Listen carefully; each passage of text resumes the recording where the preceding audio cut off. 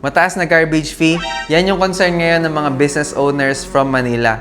Yung dating 3,000 pesos, naging 54,000 ng isang iglap. So tara, pag-usapan natin. Hindi dahil dumami bigla ang basura mo, hindi dahil lumaki ang tindahan mo, kundi dahil in-update na ng City of Manila ang matagal nang hindi ginagalaw na garbage fee rates. Mahigit isang dekada na hindi na bago ang singil, kaya ngayon lang ito in-adjust. Pero ramdam na ramdam nating mga negosyante dahil ito ay biglaan.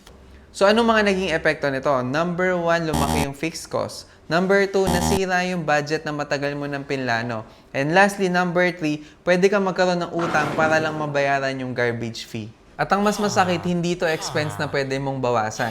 Hindi mo pwedeng i-delay, hindi mo rin pwedeng i-negotiate. Kahit mahina ang benta, kahit slow season, kahit kakabukas mo lang, magbabayad ka pa rin.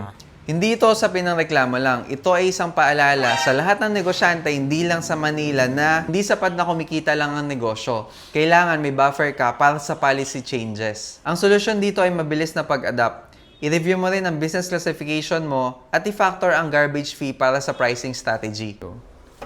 So, ang practical tip is magtabi monthly para sa mga bayaring tulad nito para next year hindi ka mabigla at handa ka.